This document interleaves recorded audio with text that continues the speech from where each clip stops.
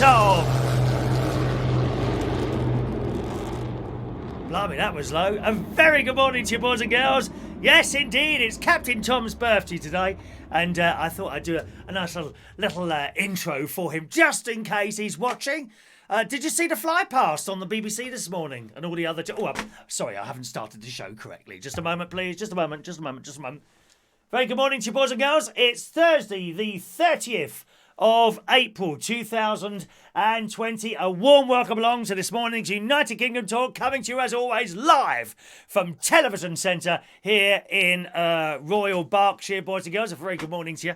All right, as I say, yeah, it's Captain Tom's birthday today. It was wonderful watching the telly this morning, and old Naga, she looked very pleased with herself because they seemed to manage to get it on sort of the BBC. I mean, the ITV had it as well, but the main interview was with the delightful, very talented Mrs. Smarty Pants herself, Naga Monchetti, in a perfectly made up face and all that, in the Daily Mail this morning. Newly promoted Colonel Tom, it's now Colonel Tom Moore is honoured with an RAF fly past over his home to celebrate his 100th birthday, as Boris Johnson records special video message to tell him he is a point of lives in all our lives. What a wonderful man.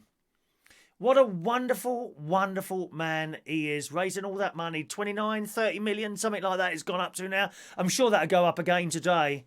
I'm sure that will go up again today. And the planes, of course, came from RAF Coningsby.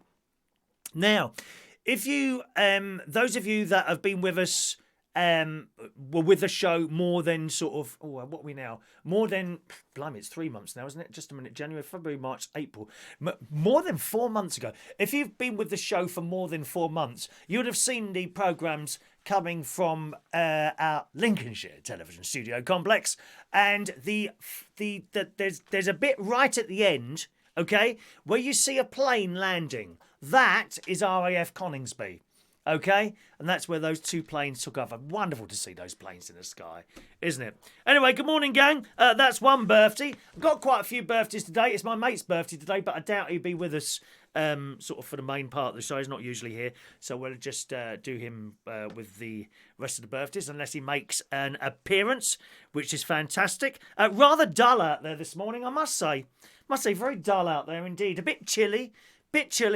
And I mentioned Naga this morning. I think she's. I'm not her biggest fan. I'm not keen with the general aggressive interviewing, and that has to go, I have to say, for a lot of the people on the telly now, in particular Piers Morgan. Now, I've always said I think Piers Morgan talks an awful lot of common sense a lot of the time. He talks a lot of common sense, but it's just his aggressive on and on attitude, you know, with the same questions all the time. And you may well say, oh, well, how are they supposed to get the answers? Look, if someone doesn't want to answer you, they're not going to answer you. Whether you shout or scream or stamp your little feet there because you can't get your own way, it's pathetic. And it's too much. I know Simon Keane is a big fan of Piers Morgan, and as I say, you know, I don't dislike him at all. I don't dislike, not you, Simon. I don't dislike Piers Morgan. It's just that aggressiveness. And you may well say, well, that's how you get answers from questions. Hang on a minute. Let me take you back to David Dimbleby and people like that in the past. They weren't like that. It's just on and on and on. Christ, and I have to turn it over eventually just to have a little look at Naga, and I'm not even straight. There we are. Oh, okay. Thanks very much to Mike Rees-Ponto. Oh, I've got a couple of pictures to show you today, boys and girls. I will require 24 likes to see pictures of George Bond's bread and Mike Rees-Ponto when he was a little bitty boy. A little boy like that. Okay, so I've got two pictures to show you today. If you want to see them, I will need 25 likes altogether. So you've got plenty of time to do them, because I've only just started the show and I intend to be here at least 6 hours today. I do hope you can stay with us for the entire show, boys and girls.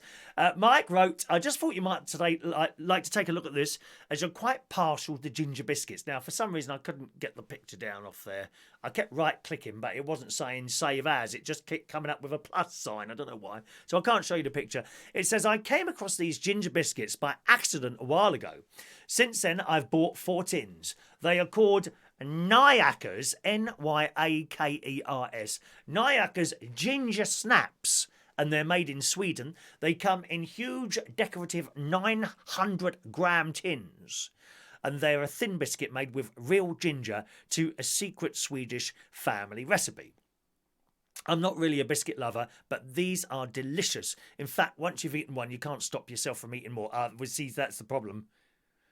That would be a real problem to me, Mike, because I'm a bit like... Actually, I've got better with biscuits. I now take out no more than 4 biscuits usually at a time.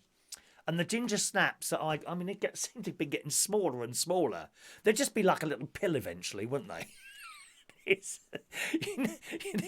You know, all these things are just getting smaller and smaller and smaller. And you'll buy a packet of biscuits eventually. Well, they just come in a little box like Tic Tacs. There you go, packet of ginger biscuits. What?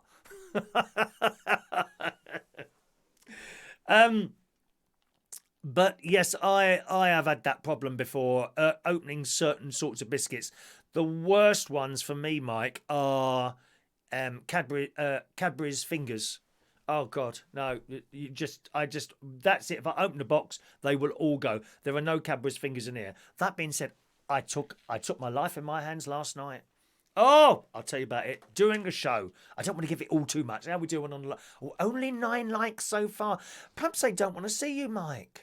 Oh, what horrible people, darling. Nobody wants to see little Mike Respondo as a little boy. Let's see how we get on. We've got ages to go yet.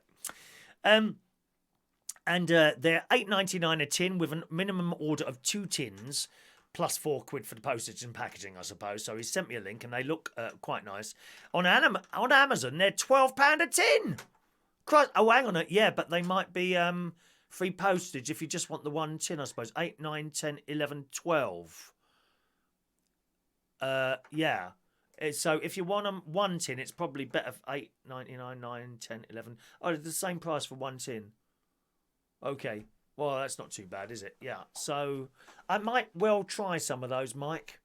They do look quite nice. But I've often wondered with ginger, ginger biscuits... Do they actually include, are they actually made with real ginger people? And if so, what do they taste like? I don't think I've tasted many ginger people. Are ginger biscuits, it's like shepherd's pie, isn't it? Are they made with actual real shepherds? Does someone from, I don't know, Frey Bentos or whoever makes shepherd's pies, do they go out, and murder a few shepherds while they're walking their sheep around, put them in one of those ghastly mincer things, and then you're sitting there eating shepherd's pies? Is it the same things with ginger biscuits? Is that what happens? A couple of people go out from McVitie's, they collect up lots of ginger people in vans and that. Yeah, open the doors. I don't know. I mean, you wouldn't want to pull it. You wouldn't want to shoot them because then there'd be that bit of metal in their bodies, wouldn't they? And that wouldn't taste very nice once that's in your biscuits when you think about it, would it? If you start smashing up the people, you're likely, unfortunately, for someone like you or me that enjoys ginger biscuits, you could be eating a ginger biscuit with a real actual ginger person in it. Oh, and you could break a tooth on the bullet. So they must use some different method of execution there, I reckon. Must be some other way of doing it. I don't know. You do not want to eat a ginger biscuit with actual ginger people crushed up, because you wouldn't be able to put them through a mincer. They'd have to be crushed up and dried first, wouldn't they? When you think about it, the ginger people. Well, you would. I'm sorry. I mean, I know it may sound obvious to some of you, but there are some right thickos who watch this programme and they wouldn't understand this, so I have to explain it to them. You would if you didn't dry them out first. You have to crush them up, bang, bang, bang, bang, bang, into a little powder, and then dry it out.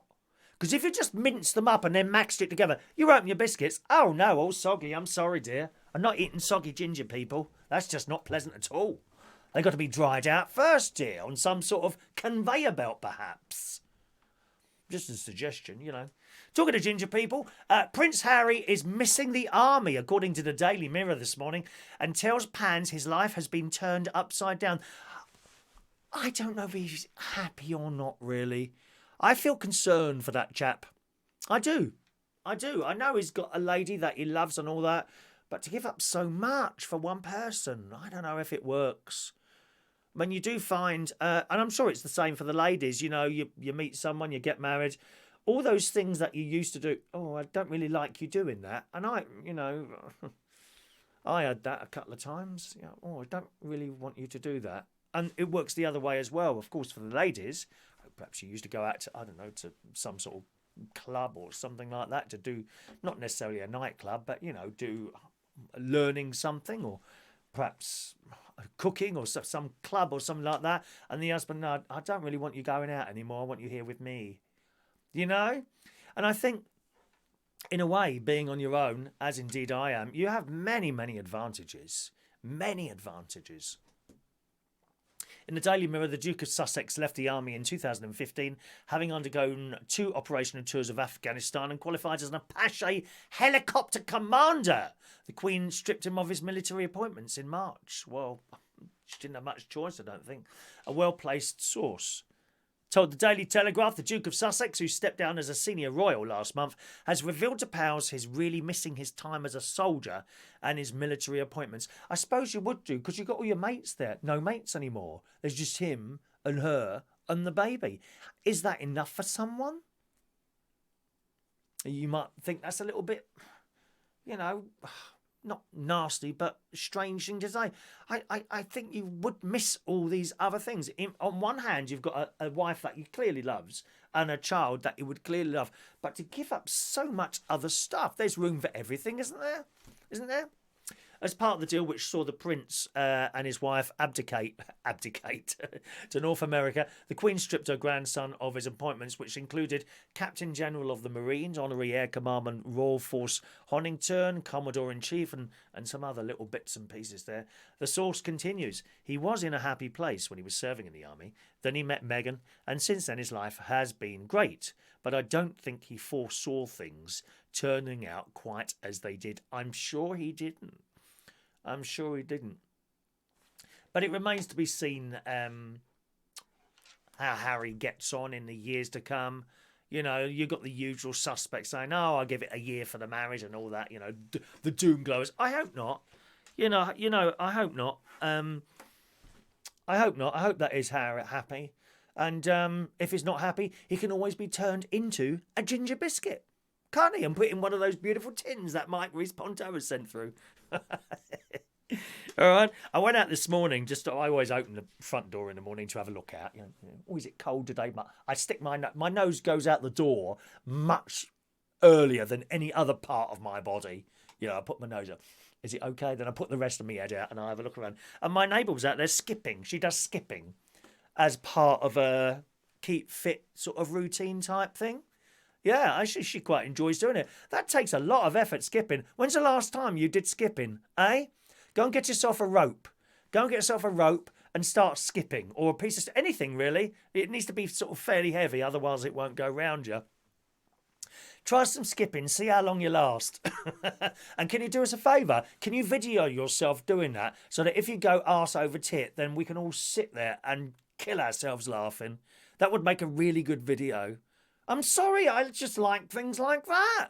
You know, my favourite advert on the telly, which I haven't seen for a while now, is when that cow, she comes running into the office, right? Running into this big foyer office. There's a shiny floor, and her foot goes, and she slips straight on her back. And call claims direct. 0800. I love that advert. I kill myself laughing every single time, dear. Every time. Hilarious. Ow, that's really horrible, laughing at people like that. I'm sorry, I find it hilarious. And if you don't, I think you're watching the wrong channel, aren't you? Oh, why does he say those things? Because we are here to laugh. That's why we're here to laugh, gang. All right? So that's that. We've done Captain Tom's birthday. Are you impressed with my plane making? Look at that. Look, I made that all myself. I could have put a tail on it, actually, couldn't I suppose. Hang on, we could put a little tail on there as well. You could try... Here's one I made. Welcome to Blue Peter, boys and girls. Welcome to Blue... Oh, hang on a minute. There's a bit of tape on it. Oh, it might not. Oh, I can't get the tape off now. Hang on. Oh, I've got a pair of scissors here.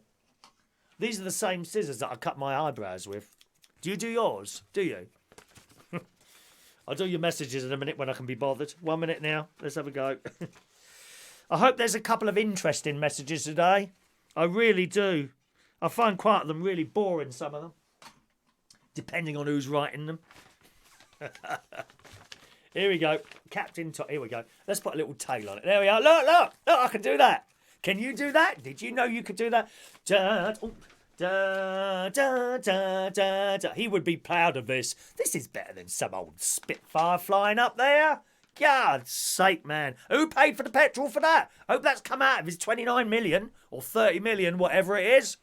Is that am I paying my taxes to have that thing flying over my head? Isn't it wonderful seeing those old warplanes flying? I love it. I love it. It's all going wrong at the BBC at the moment, it seems, boys and girls. Terrible at BBC. If I could just find the story. Oh, where's that gone? Oh, that's not good, is it? Oh, hang on, is that it? No, that's not it. 1 minute. Oh, I can't find it. Oh, well, that's not flowed at all, is it? Hang on. What's this? Tom put this on his Facebook page. I must read this to you. Here we go. And I know what the problem is, actually. Yeah, not. There's two things gone wrong at the BBC, right? Here is an actual BBC Radio Lincolnshire pen, as given to me when I was having my worldwide famous interview with the delightful William Wright at BBC Radio Lincolnshire. They gave me this pen. Look at this. Isn't that wonderful? They gave me this pen, but it stopped working. What's going on here? Look, right? Look, right?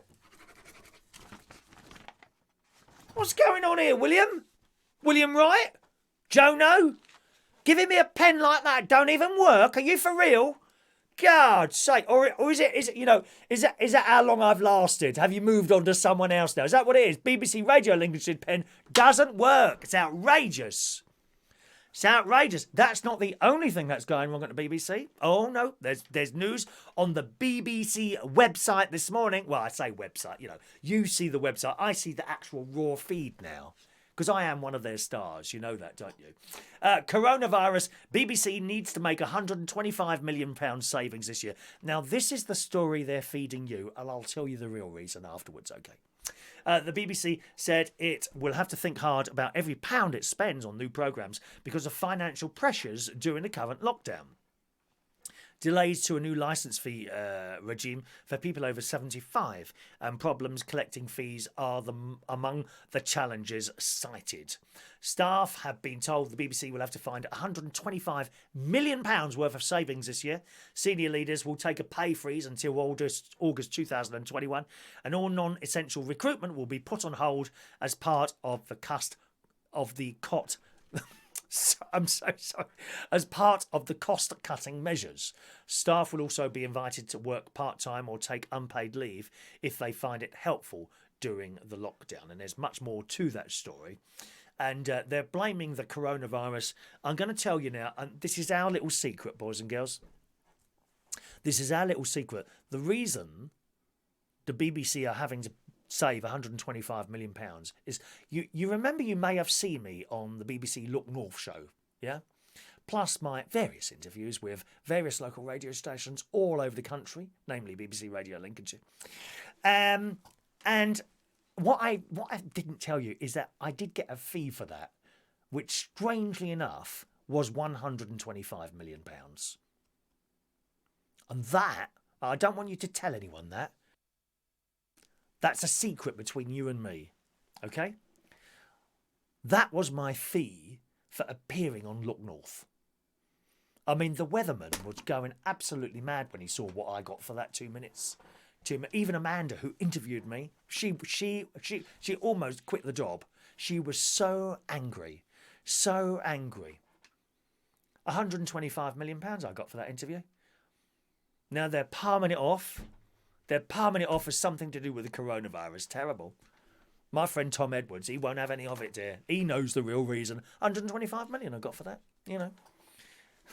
But you would have thought they'd give me a pen that works.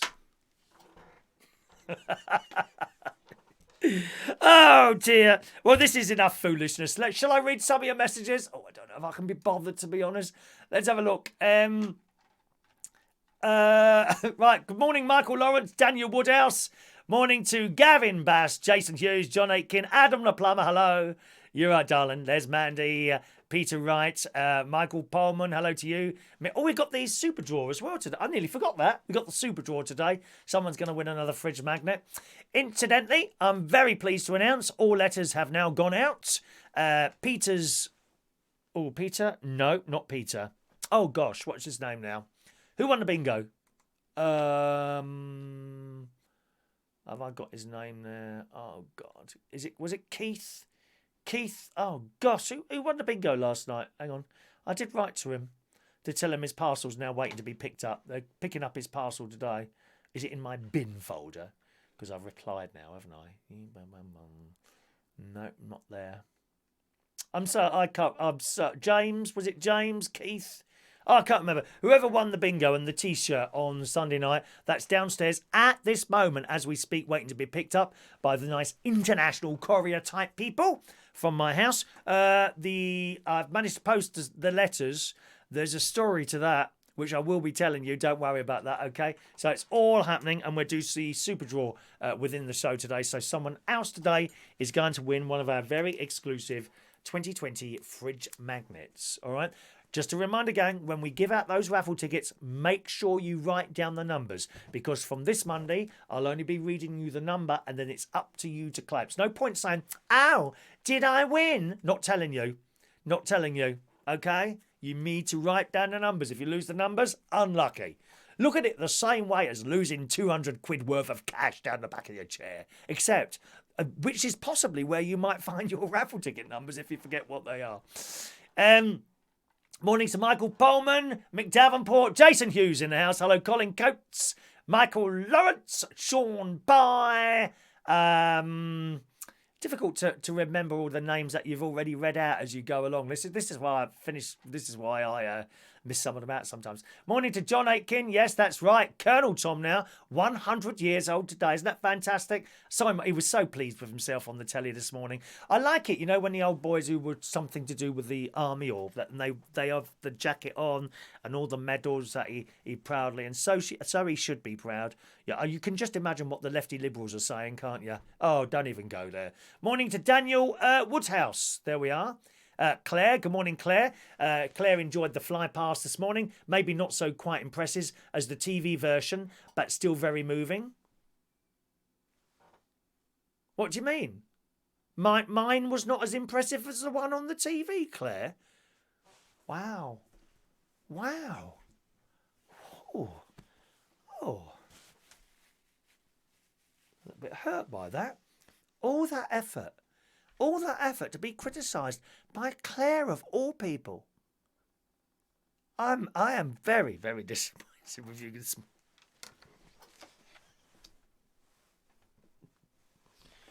I'm very, very disappointed with you, Claire, this morning. Never mind. You see, isn't it funny? You need to keep your friends close and your enemies even closer. That's what they say, my darling. Morning, Claire. Hello to Shania Steele, head of the Catholic Church on the Isle of Wight. Adam the Plumber, head of archived programme in material here at United Kingdom Talk. Diane Jeb, good morning. Hello to Matt Walker. Do you like the coat, Matt? Do you like this? This coat will be making an appearance, actually, on my latest TikTok video, which has now been uploaded. You may or may not have seen that yet. That's only just gone up about 20 minutes ago. Okay, yeah, Claire, 30 minutes, lovely man. You could see he was chuffed with being made an honorary colonel. It was wonderful to see him there this morning. It really, really was. Mick doesn't like the colour coordination. Ark at Mick. I've seen some of your photos, Mick. You ain't got a clue how to dress, have you? Eh? Not a clue. I've never seen someone... But I thought Jeremy Corbyn was badly dressed until I saw the photos of you. Bad colour coordination. I think I'll make the decision... Well, no, not me. Actually, Claire. I think it's Claire, head of fashion. Let me refer to my list of people with jobs here. Just a moment, please. Long distance glasses. Here we are. There we are. List of jobs. Oh, where has that gone? Oh, it seemed to have. I've had a good tidy up in here yesterday. What's that there? Oh, that's my. Oh, there we are. There we are. Claire. I think it's. Yes, Claire, head of fashion and afternoon teas. Are the colours all right for you, Claire? You know, is this something that you might like about this morning's show? Perhaps. Is it anything? What about the colour coordination? Are we all right with this, Claire? Because Mick Davenport, at his advancing years, seems to have suddenly become a fashion expert. Dear me. I'm glad you're enjoying watching the cuckoo clock. That'll be up there for the... when you get bored of watching me, just have a little look at the cuckoo clock for a while and you'll enjoy that. Did it cuckoo? Good morning to LaBelle. Your emerald-eyed ball or sunny magic is here today. Good morning to Adrian Richardson, Carol and Dave. Hello to you too. Artie is in the house. Morning. I hope that Tom's pension is increased to that of a colonel. Well, I hope he pays for the petrol for those planes out of his pension.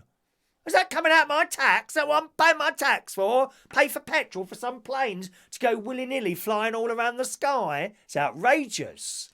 Absolutely outrageous. Good morning, Artie. Let's scroll. Morning, Maury. Is that everyone? Rachel's there. Hello to Rachel, who says, Michael's lucky he rakes up every morning to the Kookaburra 6 on the old tree. That laugh, Kookaburra, laugh, Kookaburra. Can't remember the rest of it. Kookaburra, something like that. Got me on that. Hello to David Fryer. Let's just go right down there, all the way to the end. Good morning, Sabrina. Shania's watching this while calling round 70 prayers for the parish, cutting round 70 prayers, and then laminating them. Oh, you're sending all the stuff out, are you, my love? That's excellent. Oh dear. Oh, Mick's got an angry face again. Why do you keep putting yourself through that, Mick? You know you'll give yourself a little heart attack, darling. LaBelle saw the video this morning. Thank you, LaBelle.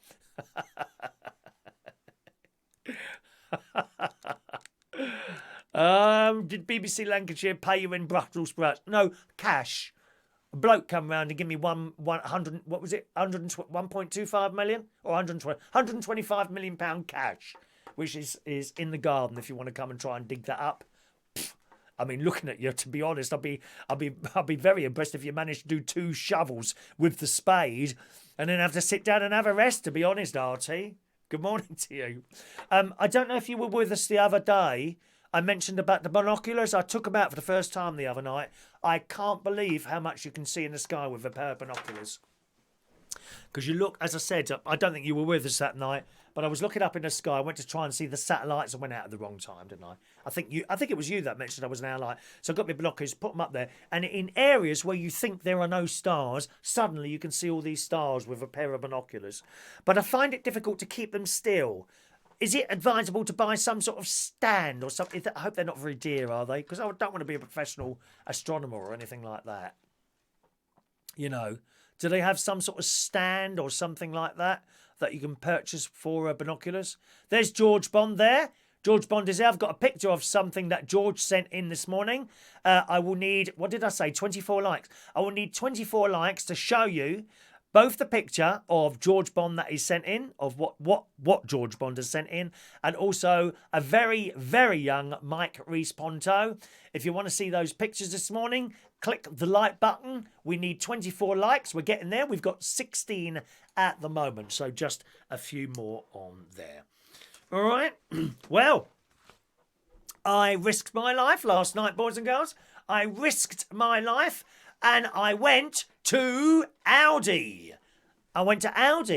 Now, I had a feeling they were opening again until 10 p.m. at night, and I looked up on the website. And indeed, it said open till 10 o'clock. Now, before, you know, I don't like to go in shops at the moment. Absolutely do not like to go in shops at the moment. But I thought about it, and even before this virus thing was here, which has only been around for a few weeks, isn't it? Let's be honest. Even before this virus thing was here, I used to go to Aldi if I was here at home late at night, usually about 9:30 at night. And I'd get there, it'd be like 3 people in the entire shop. So I thought, I wonder what that's like today. So I went out with my letters because there's a post box there as well. And I knew there wouldn't be many people around. And I'm cycling there and I stopped at the top of the road to have a look down. Nope, no one around at all. Right, so I've cycled past the shop and I looked into the shop, and I couldn't see anyone. There was about one person being served on a till, and I saw these plastic things like hanging down from, where the till is. And I thought, well, go on then. So I posted my letters, tied my bike up, and I went in. And as you go in, there is hand gels and washing type things and tissues all there sitting on the door. I thought, right, that's a good idea. And I went in. There was a couple of members of staff. There were about 3 customers in there. There was no queue. There were 3 customers in there. I thought, well, this is a result. I didn't use one of the baskets because I didn't want to touch that. So I used my carrier bags, and I went around and I filled up 2 carrier bags full of stuff. Very happy, thank you very much. And everything's there. There's nothing missing. Everything you want is in there. There's toilet rolls, there's eggs, there's masses of fruit and veg. It's all back in there. Okay? So I went around there and some frozen stuff. I found those vegan sausage rolls and the vegan pasties that I like in there. Really nice they are. In fact, I might have those for lunch actually. Couple of vegan sausage rolls and some baked beans. I think I'll have that for lunch today. And got to the till, and then they've got these big plastic things hanging down. Quite low, but enough so you can put your hand under to put your shopping on. And I paid for my shopping and come back home. Very happy. Really pleased about that. And my God, didn't because I had an order from Morrison's this week. Plus, my mate who gets the delivery, he's been ordering me a few little bits and pieces. You did not notice the price. So I had 2 great big carrier bags full of stuff. £22, please. Oh dear. When you go somewhere else, you get about 5 items for that. In Waitrose, that might just buy you a bar of chocolate in Waitrose, £22. Mind you, it doesn't matter to Claire. Oh dear, no. She will only go into Waitrose. Isn't it, Claire? So very, very happy with that. Bought the shopping back. That went straight in the garden. I put some of it in the shed. Okay, and that stays there now for 4 or 5 days. Things that don't need to go in the fridge, like tins of stuff, maybe bottles of stuff. The potatoes go in there, the carrots go in there, in their plastic bag. Even the mushrooms, not 5 days for the mushrooms, but a couple of days in there, just to leave them. So if there's any virus on there, it will die by the time I go back and take it back out of the shed, you see. I'm really careful. Even the bag, plastic bag, that goes out in the shed. Leave it in the shed now. Come back in here, I wash with soapy water, the things that I can wash. Foolishly, I did it with a bag of potatoes, thinking that the bag was sealed. And then I picked up the bag, and of course there's holes, and all this soapy water's pouring out in it. So I rinsed the potatoes. I've got some of those miniature potatoes as well, a couple of bags of those. Because you can open one of those bags, I have the whole bag of those. Oh, they're delicious. Put them in the oven. Oh, have you had those miniature potatoes? They come in a bag in Aldi. They're dirt cheap. It's something like 30p for those. So cheap. So cheap. And I was washing those, and then I picked up the bag, and of course all this soapy water's falling out. So I thought, oh, what an idiot. Anyway, so I put one to the side, right? And then I rinsed it. I had to take out the potatoes and chuck the bag away, wash the potatoes, and then I've just left them on the rack, to dry out. And I thought, well, I'll do the miniature potatoes now. So I've put the oven on. Well, I put the oven on as soon as I walked in the door, to warm up. And I've tipped these potatoes on. I thought, oh, I've forgotten to rinse them. There was still a bit of soap. And I thought, oh, they'll be all right. I put them in the oven, still with a bit of soapy water on it. Tasted the same to me. I feel quite clean inside today, to be honest. It's been a long time since I've been clean inside. Let me tell you that now. Oh dear. And then the frozen stuff, I have a bottle of spray bleach, flash type stuff. I think it's a flash one anyway. So with the frozen stuff, I spray that with a flash. I give it a wipe with the tea towel, and then just leave it for a couple of minutes to dry, and then that goes in the freezer. So there we are. So went down to Aldi. I had my mask on. I had my United Kingdom Talk mask on. And underneath that, I had 2 tissues which I folded over. And I put that on. I felt a right idiot with that on. I can't lie to you. I do feel an idiot wearing a mask. But, you know, that's how it is, I'm afraid. I have to say, someone said, "Oh, do you have trouble breathing through that?" No, not really, because there was this bloke on the telly. He says, if you don't have a mask and you want to put something on your face, how do you know, right, how good it is? So this bloke on the telly, I think it was one of the news programs, he says, choose your material, whatever it is, material, scarf, t-shirt, jacket, pair of underpants, ladies, one of your bras, perhaps, something like that. I could do with one of those, to be honest, at the moment. Look! It's terrible, Claire. Terrible. Do you know, I quite like the feel. I quite like that. Do you think there might be one or two blokes who quite like to grab me like that? Maybe I should let them grow. What do you think? Is that doing anything? Is Mark Bowles with us today? Is that sort of doing anything? Anyway, so I was getting quite excited. I'm sorry about that. Shouldn't be doing that on this sort of channel. Where was I going with that now? What was we talking about? Oh, I've lost my thread now. I went completely off key then. Oh yes, yes, masks.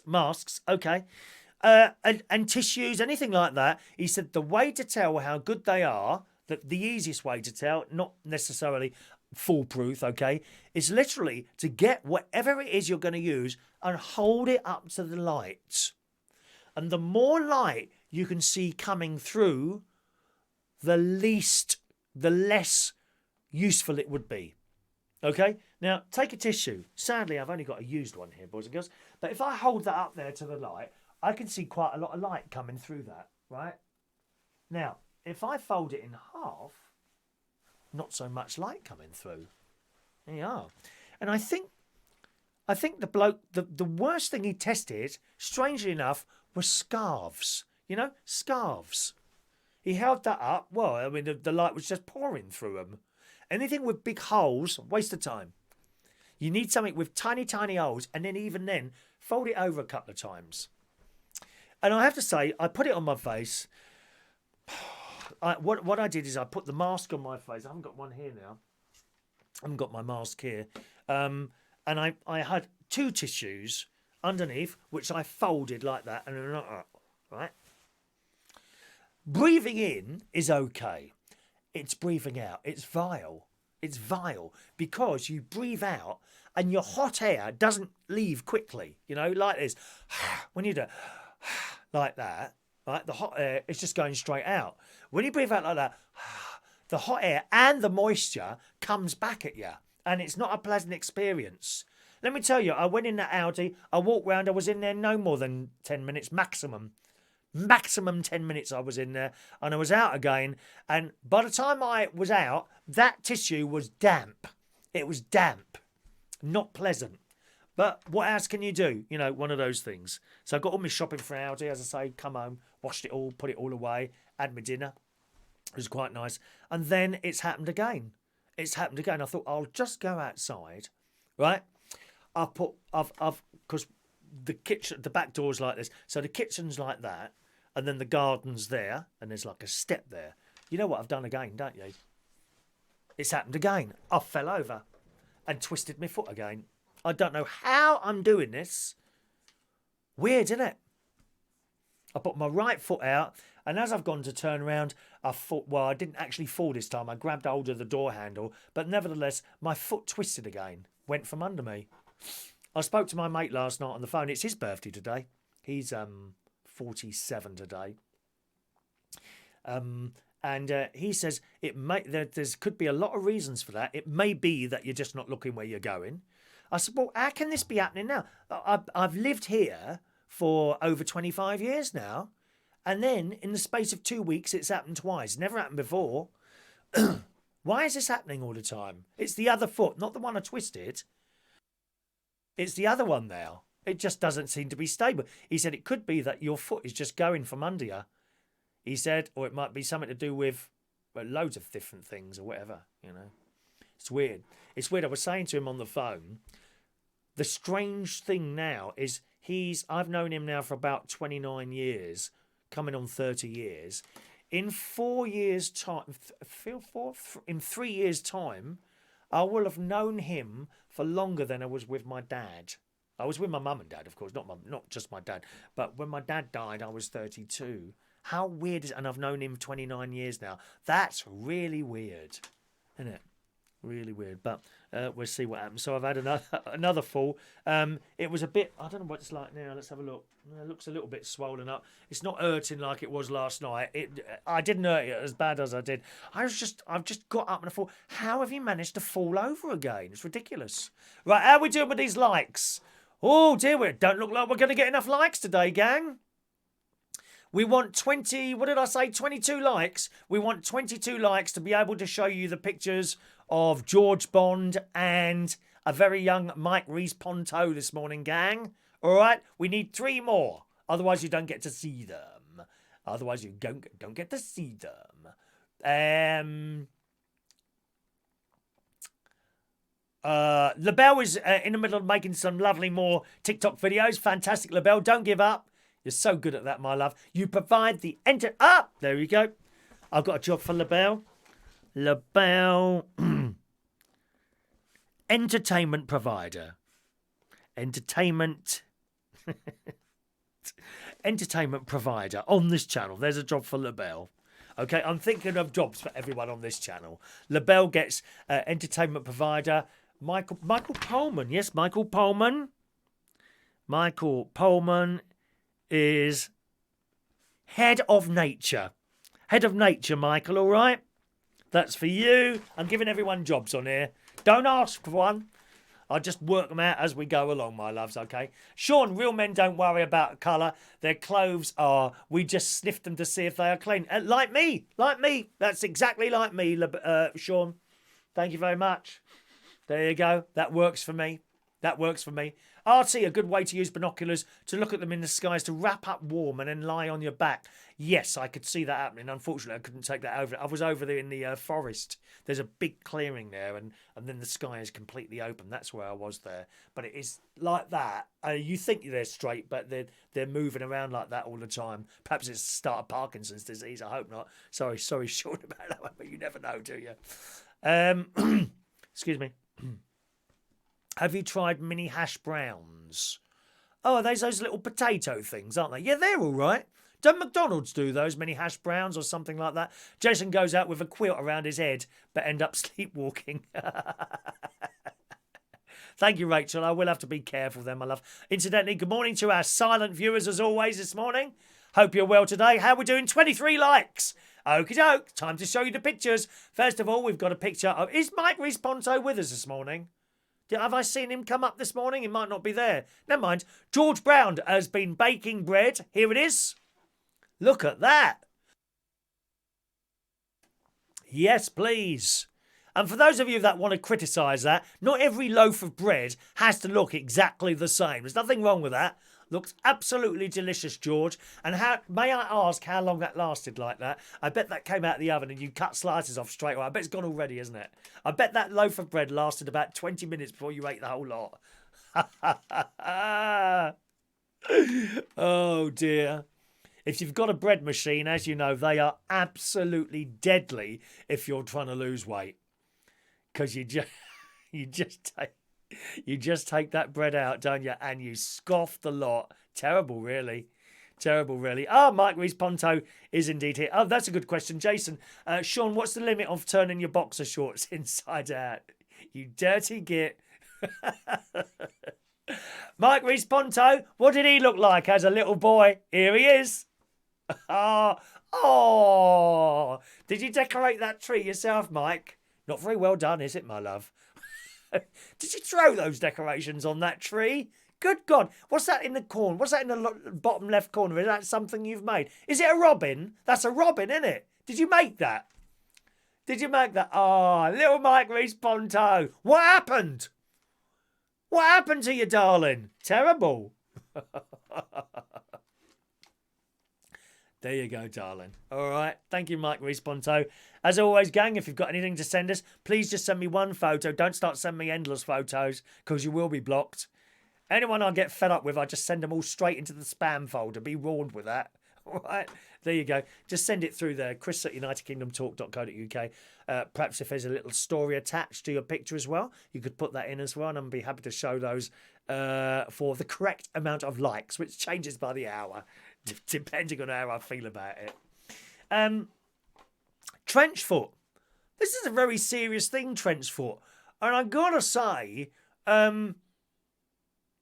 I experienced very wet feet back in December. You may remember, those of you that have been with us for a while now, up in Lincolnshire, we all went out. That's all the family, my sister, brother-in-law, all the children. We went round Belmont. I think it's Belmont or Belsize, Bell something Park. Can't remember the name of it now. But anyway, it's a place, and we went to see all the Christmas decorations, and they had a fire, toast your own mushrooms, Father Christmas doing it. There is a video of that. You'd need to go onto my YouTube channel, youtube.com/Chris Reardon UK, and just go back to December, and you'll see it there. You'll see like a sort of picture, it's a little video. And we made a video that night, which is quite nice, and it's all got Christmassy music, and it's lovely. Gives you a good feel-good factor. Anyway, that day, it was a night time. My God, did the rain come down. It just rained permanently. By the time, good morning to Maureen there, texting in this morning. By the time I got back to the caravan, my feet were soaked. I was so cold, and I took off all my clothes and I went in my new shower that I've got in the caravan. I had a new shower installed in there. Oh, it was lovely, lovely. But my feet were all wrinkly, and it can be quite dangerous. This in the Daily Mirror today, man told he has trench foot after wearing a pair of wet boots for 10 hours. Now, I suppose we had our shoes on, and of course, rather foolishly, I had trainers on, right? Now, I don't know how we ever got convinced into wearing trainers instead of shoes or boots, but we did some years ago. And from the moment I stepped out of that car, my feet got wet. I think I stepped into a puddle. Well, that was it. So for the whole evening, my feet were wet. I suppose we got there at about 7 o'clock, and I got back to my hotel, to my caravan at about 11. So my feet were wet for like 5 hours. It can be very bad, this.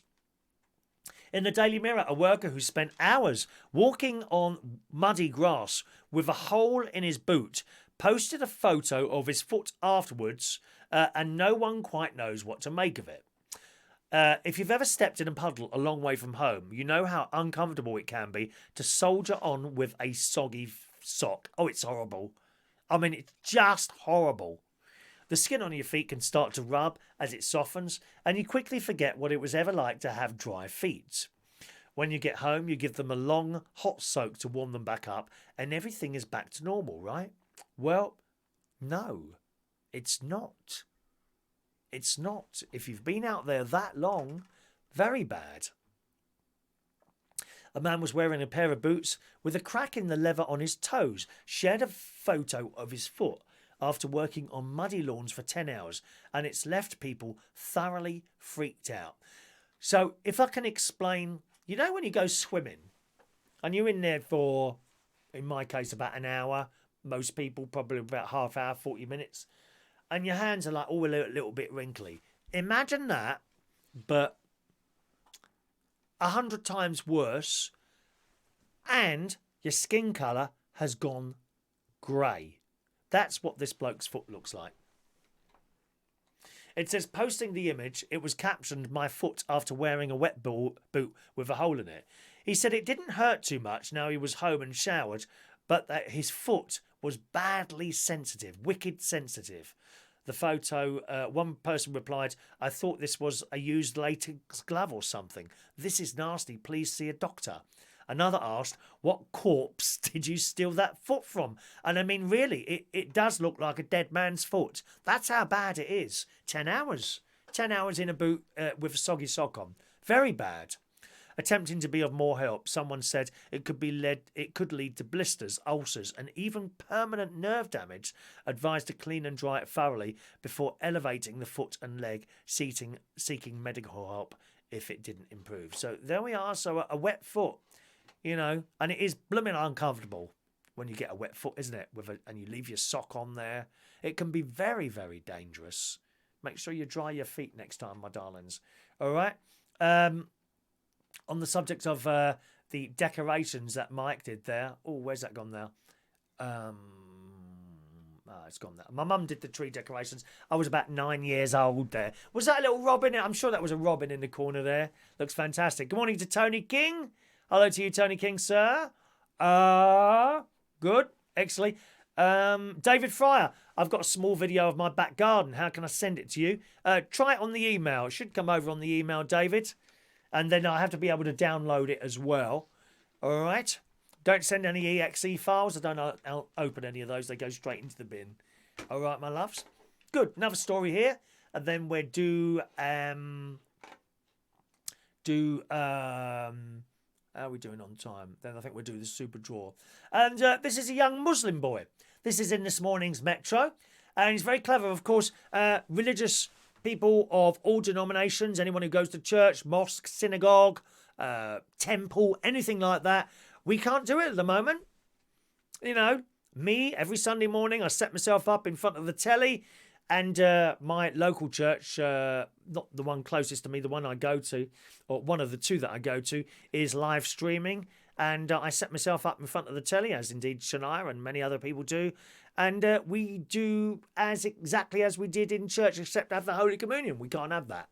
Obviously, there's no one here giving it out. But we sit there and we stand up, we sit down, we kneel down, and we do all the answers in front of the telly. That's how we do it.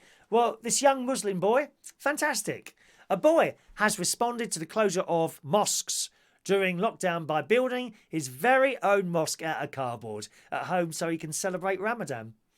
This 8-year-old boy, Yaha Murad Hussein, used recycled cardboard packaging from his parents' new desk to build the impressive structure in his playroom. The cardboard mosque took Yaha from Yorkshire a week to design and build. His mum helped him with some of the more intricate Islamic geometric designs because they have little, signs and all that. Like we would have a cross, Buddhists would have Buddha. They have these little shapes and things, don't they? This little boy used sweet wrappers and paint to decorate the exterior before adding fairy lights and a diffuser, which releases various scents, just like in a real mosque. Oh, they have that, do they? I didn't know that. I suppose the smoking things. In the Catholic Church, we have I think it's a thurible, it's called, and it's this thing that swings backwards and forwards. It's got this little burning incense thing in it. And it smells quite nice, actually. Except sometimes they put too much in, and the whole church fills with smoke. We're all coughing our heads off. The makeshift mosque is especially meaningful to Yaha, as Muslims around the world are expected to increase their worship during the holy month. Yaha has not only been using the play area to pray, but also to read the book they have, the Quran, and reflect as many Muslims are doing right now. He said, I decided because all mosques were closed that I might as well make my own.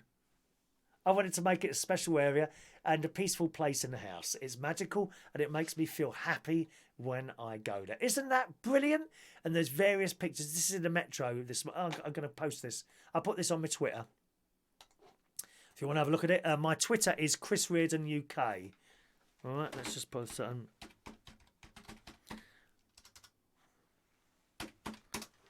Let's just post this on this Twitter thing. There you go. You'll be able to see the story there. But what a wonderful thing to do. I remember when I was a little boy, I set up on I was about 8, 9, 10 years old. I set up an altar on my mum's table and I did a mass. I was the priest. You do all those. So did you do anything like that when you were little? I wonder. Perhaps the ladies might dress up as a nun or something like that. I don't know. Absolutely brilliant. Absolutely brilliant. Okay, you're chatting to it. It's good. You're chatting to each other there and just watching the show. That's brilliant. That's brilliant. Okie doke. So that's that. Super draw. Right, super draw after this. Okay. Do you like flying? Do you like flying? I hate it. I hate it. I like being in places. I just don't like getting there, if you see what I mean. I've never really taken to flying, to be honest. I'm not frightened of it. I just find it completely inconvenient. Even in the posh seats, sometimes I save up. Well, I do. I save up for the posh seats on the plane so I can spread out a little bit more. And even there, when you buy the posh seats on the plane, you only have to be at the airport like an hour before the flight's due. And you go, oh, it's ever so nice there. Ever so nice. I would always recommend that. If you want to go somewhere and it's a long journey, save up for the posh seats and cut your money on the hotel. Get a cheap hotel. All you want is a shower, a bed and a telly. That's all you want. That's all you want in a hotel. You don't have to worry about 5 stars or 4 stars, even 3 stars. Somewhere cheap. Get a cheap hotel, but spend the money on the flight. It'll make a whole heap of difference to you. But even in the posh seats, I get bored. I get so bored sitting there. So bored. Well, it's about to get worse. In the Sun today, plane passengers could face a 4-hour wait to get airborne, a reduced schedule, and prices hiked up after the lockdown. Air travel could become more of a luxury as airlines sticking to distancing rules may need to pull up the fares to cover the cost of less travellers. You won't be able to have so many people in the plane. I personally think on that it makes no difference. Now, whether or not you're sitting close to someone or someone's at the other end of the plane, even with some sort of plastic thing in between them, someone sneezes at the end of the plane, that's going to come straight over. You're not going to tell me a sneeze only travels 2 metres in front of you, are you? And especially, I would imagine, if the plane is flying, surely anyone who sneezes at the front is going to come straight back, isn't it? I know they have very good air conditioning systems on planes, but do you see what I mean?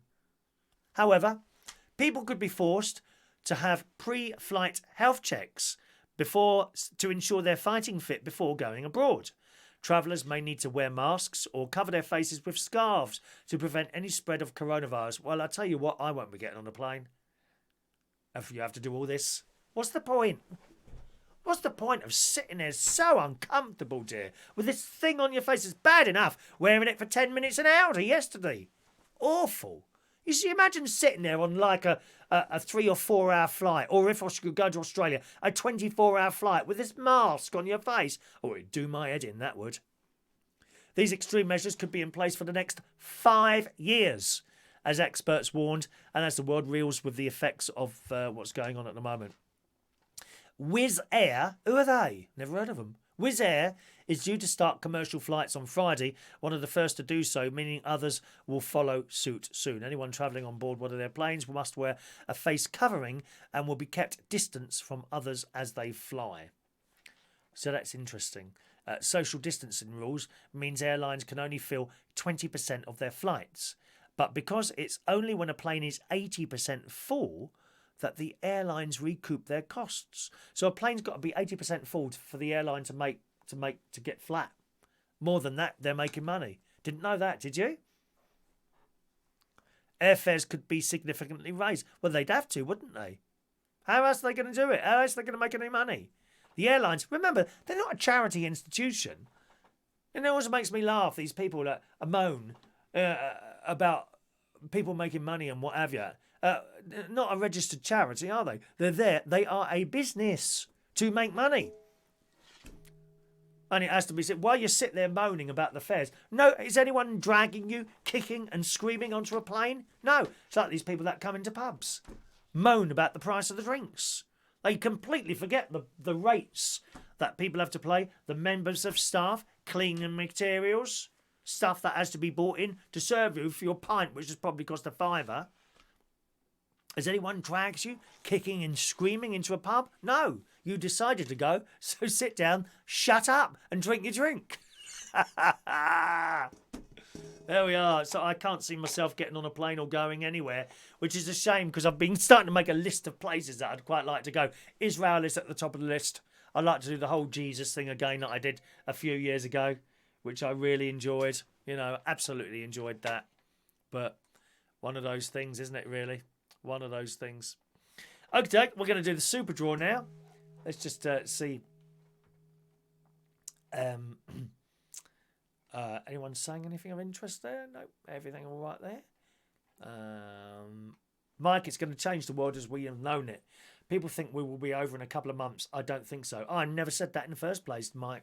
Same as you, mate. I can't see the pub open until Christmas. Seriously, I can't. Can't see the pub open until Christmas. Right, shall we do the... Now, have you seen the amount of tickets in here? These are the Super Draw tickets. I've swapped these over from the big box into this. And the reason is, why don't I do it from here? Because there's cardboard bits here, see? And what happens is that tickets get stuck under there. Oh, listen. Can you hear that? That's the cuckoo clock going off. So, here's all the tickets from this week. The tickets from this week don't go in. They will be going in... they will be going back in here. This lot get thrown away today. So, here we go, gang. It's the Super Draw for another fridge magnet. Are you excited? How excited are you? I'm so excited, and I just can't hide it. I know, I want you. All right? Rachel says I couldn't do it. I like to be able to breathe. I'd like you to be able to. I'd like you to continue breathing as well, Rachel. And I mean that in a kind way. I want you to continue to breathe. There are a couple of people on here, to be honest, that I'm not so sure about. But certainly you, my love. Where would we be with our TikTok videos? Talking to TikTok videos, I've got my mate into it now. He's going to start doing them. Ronnie. It's his birthday today. Ronnie's going to start doing them as well. I introduced him last night to Lou. You know Lou, the lady with the black long hair. Hilarious. Have you heard what she was saying about some 8-year-old kid? It's hilarious. But of course she doesn't mean any of it. It's just humour. Why don't people get humour anymore? Aren't they funny? Look at that thing I uploaded about Captain Tom. Like I actually meant to offend him. Do me a favour. Blooming left-wing lovers. That's what they are, my love. Rachel says, I couldn't do it. I like to be able to breathe. I'm like you. I hate breathing on myself. I can't bear it. I can't even have my head under the quilt. I suppose it's something to do with me, my buried alive dreams. I don't know. I mean, I don't like it either. Claire's excited. I want you to be excited, Claire. I want the excitement on this show. Sometimes I can't sleep. I'm so excited to be able to come here and talk to you every day of the week, dear. But then with my £125 million payout from the BBC that I had just after the interview, I can afford to do that, my love. Right, I'm going to mix them all up. I always look straight at the camera, gang, okay? So there's nothing dodgy going on here. There's nothing in my hands, all right? There will be people here looking for me to do something wrong like they normally do. Sad, lonely individuals just sitting at home communicating by text message or typing on their keyboards because they've got nothing better to do with their sad, lonely, pathetic lives. But I carry on and I ignore the haters. You have to ignore the haters. It's all about a laugh. And if I'm having a laugh, I hope it bounces off me and onto you and makes you smile occasionally. Right, are you ready then? Shall we have a drum roll? Where's the drum roll? Let's have a drum roll. Ready?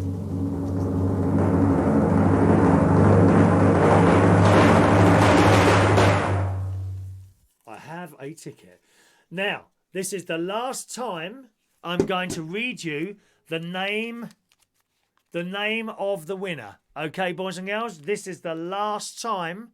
I will read you the name on the winners on the Super Draw, but the main raffle, you must write down your numbers, okay? Here we go. So the winning ticket for today's Super Draw is number 659. Do we know who that is? 659. I will tell you who it is, okay? I will tell you who it is, but not quite yet. Let me just put that down there in front of me. So remember that, 659. I don't want any of that old crap. Oh, he's changed the ticket now. So you know the number. You know the number. The amount of people that just sit there. And this is the draw for another one of those. We do an extra one at the end of the month, the bell. All right, my love? We do an extra one at the end of the month. There we go. Okay. Oh, Rachel got 655. Yeah, there's someone who's paying full attention. Rachel. Sorry, Claire, were you getting excited then? Was that near your number? Perhaps it was your number. Whose? I will reveal all before the exclusively. You can't see this anywhere else, dear. Don't think you can turn on your little iPlayer and run backwards and forwards and find the show because we're not on there yet. I would have thought for £125 million they would have wanted to take the show on the iPlayer, but there you go. What can you do? Some more stories, my darling. Now, there's a lot of people on this channel, and it pains me to say this. Let's see if someone claims this. It claims... It pains me to say this. There's an awful lot of people on this channel who eat dead animals. I know you're there. I know which ones you are. I know. Chris, I can see. I have the eyes. I can see. I can see. And it pains me even more to say this story. Eating meat. Oh, which camera is that? Is that one? Yes. Eating meat improves mental health, and 1 in 3 vegetarians are depressed. That's what it says here. A vegetarian or vegan diet may increase the likelihood of depression, an American-based study has found. People with a plant-based diet were twice as likely to take prescription drugs for mental illness and nearly 3 times as likely to contemplate suicide. So now, boys and girls, live and exclusively on this show, I've decided to say goodbye to you all today. Oh, you're on there, aren't you? I've decided to say goodbye to you all today. I am contemplating suicide by the end of this show. I'll tell you what, let's have a look. If I can get 35, if I can get 500 likes before the end of this show, oh, I keep looking up there. If I can get 500 likes before the end of this show, I will commit suicide live for you on this show. Because I am clinically depressed because I don't eat dead animals.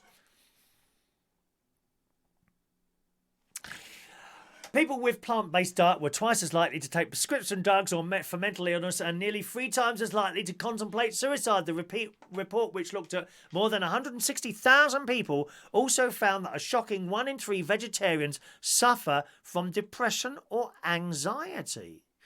They concluded that vegetarians and vegans had significantly higher rates or risk of depression, anxiety and self-harm.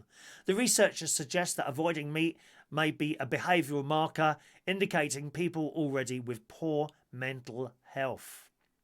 So that's interesting, isn't it? Isn't that interesting? I must say I'm not on any sort of prescription drugs for any sort of mental things or anything like that.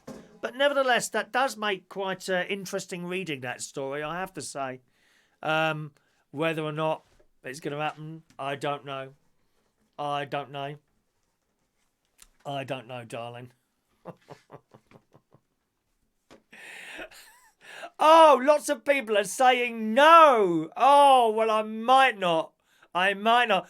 Claire, she's had 648. Well, it's 659. There's your winning ticket. Whose is it? I don't think they're here. What a shame. What a shame. Ross had 656, so you were quite close as well there. There we are. Mike thinks it's a load of rubbish. Talking from the... Was that from the Sun? Oh, I don't know. I've closed that story down, though. Rachel says, don't do it. Don't do it, Nelly. Don't say sorry. All right, Sean. Thank you, Sean. David, did you get my email? Does it? I'm not doing emails at the moment, David. If it's all right with you, dear. Jesus Christ. Have you got this? Have you got that? We're doing stories, dear. Stories. Stories. Yes, I've got your email there. I've got your email there, so I'll have a look at that a little bit later on. All right.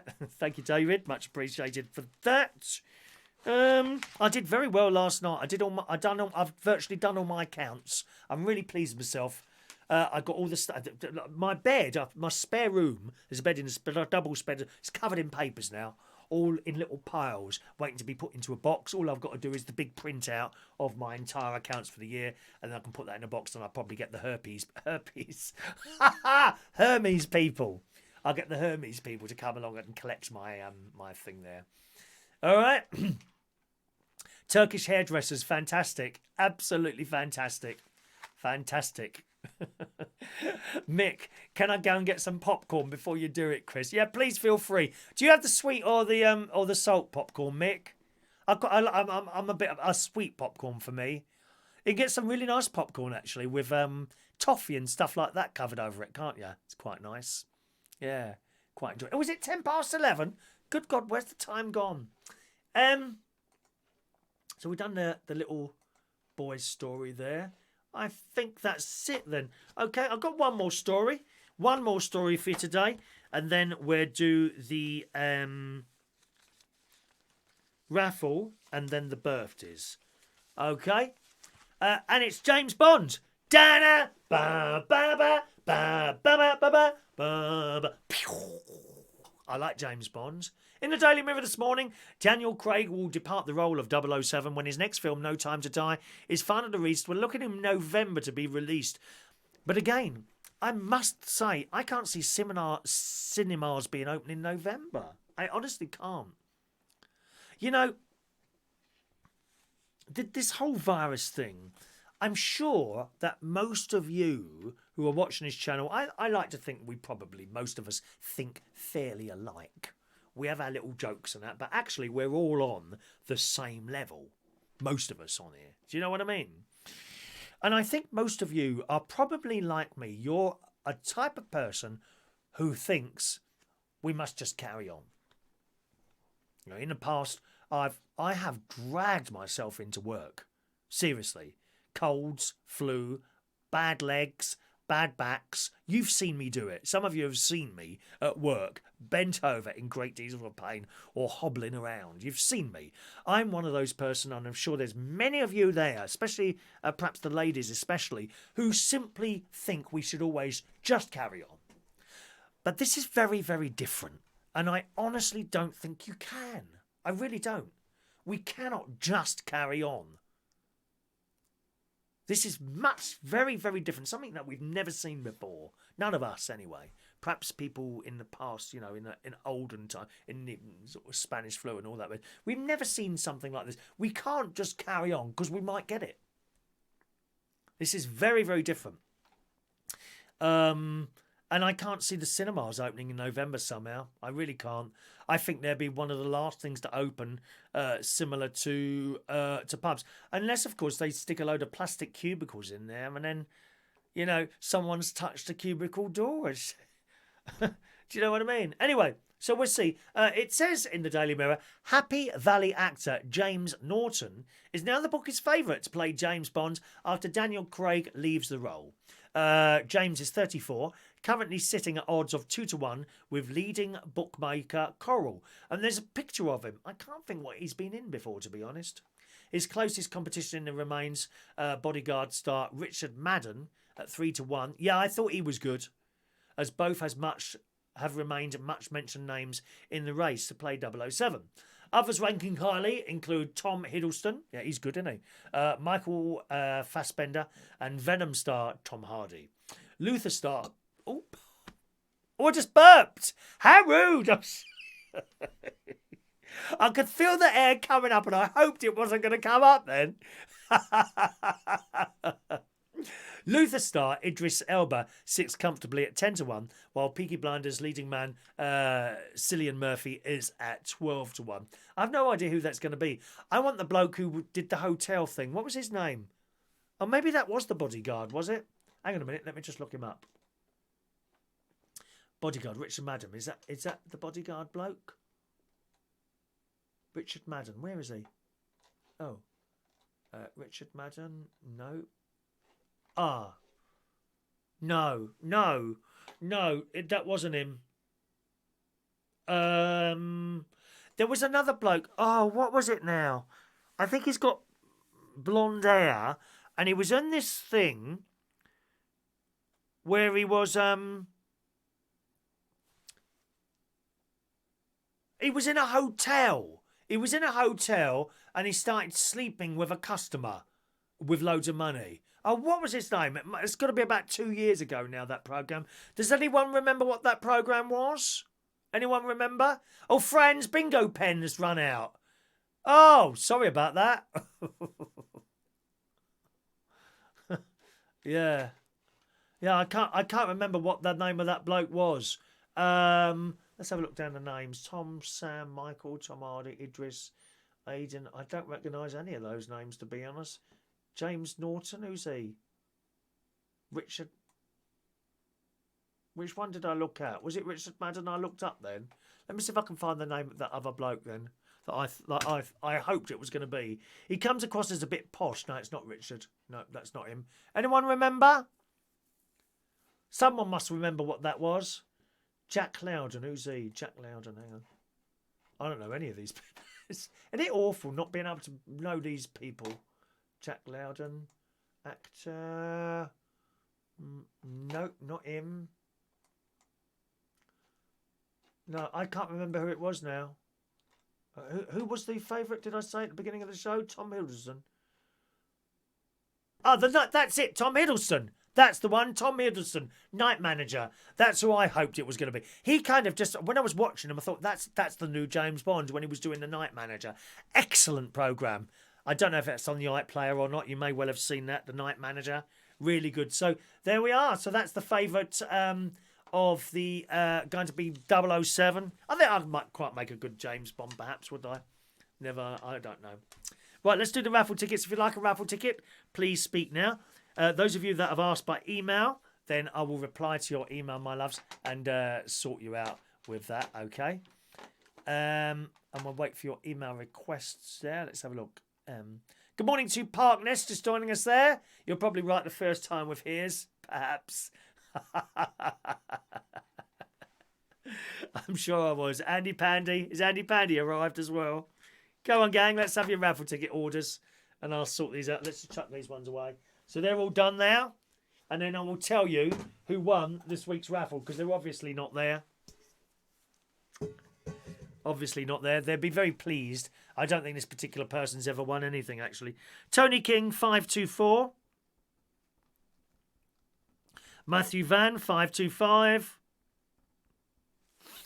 Oh, they're out of order here. 525. Let's have a look. 531 for John Aitken. 532 for Fran Green. 533 Jason Hughes. 534 lovely Shania. 535 David Fryer. Thanks for the video, David. Oh, there we are. 526 for Michael Lawrence. Mandy Davenport, 527. Mick Davenport, 528. Mari Lowe, 529. Andy, 530. Peter Wright, 536. Sean Pye, 537. Diane Jebb, 538. Simon Steele, 539. Rachel, 540. 541 for... Where have we gone? Claire. 532 Ross Herndon.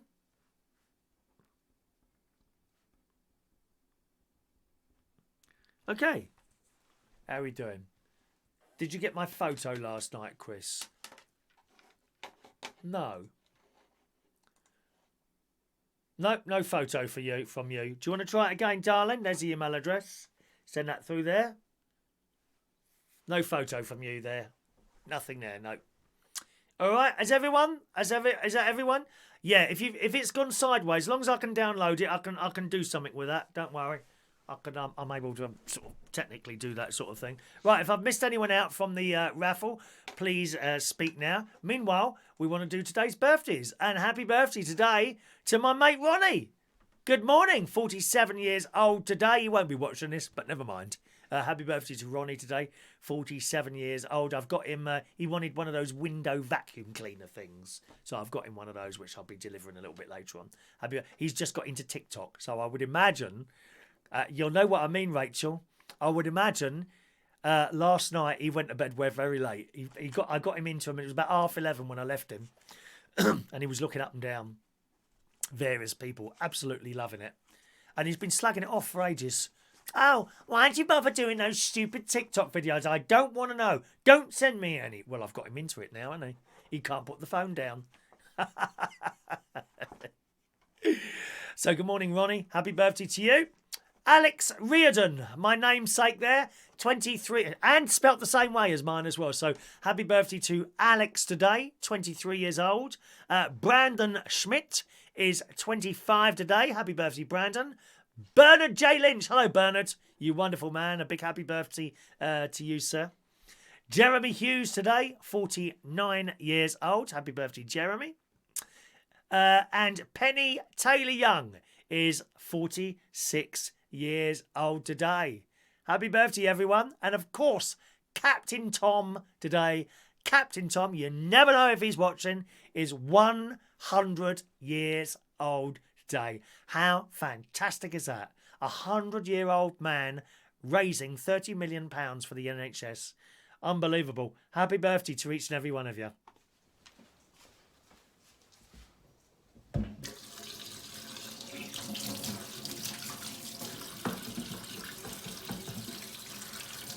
Happy birthday to you.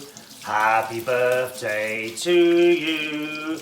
Happy birthday, happy birthday, happy birthday to you. Twice, coronavirus. Happy birthday to you. Happy birthday to you. Happy birthday, happy birthday. Happy birthday to you. Happy birthday. Happy birthday, boys and girls. You'll be wanting to know then, won't you? Who won the Super Draw? Ticket number 659. There you go. Was Adrian Richardson. Okay, Adrian Richardson has won the Super Draw today. Congratulations to you, sir. Ticket number 659, so that'll go up there and wait for you to claim it. So that's the last time. We will read you the name of the Super Draw winners, but for the weekly draw, you must write down those numbers, because when I draw on Monday, I will only give you the number, okay? So whatever number it is, ticket number, and it will sit there now and then wait for someone to claim it. When they have claimed it, I will tell you who won. Okie doke. Alrighty. Phone-in show tonight. We usually do a phone-in show on a Thursday. I'm not sure how that phone-in show is going. I'll be honest with you, I'm not 100% happy with the phone-in show. Really not 100% happy. So we might dump that at some point, but we'll see what happens. We'll be here tonight. That will be starting somewhere between 7 and 9 o'clock is the phone-in tonight on this channel. Do invite your friends, boys and girls, and I'll see you then. Thanks very much for watching and listening to the show, and enjoy. Oh, I didn't tell you the stamp story. I'll tell you that tonight. I'll tell you the stamp story tonight, okay? Have a nice day. Enjoy your Thursday. Thanks for watching and listening. Bye-bye now.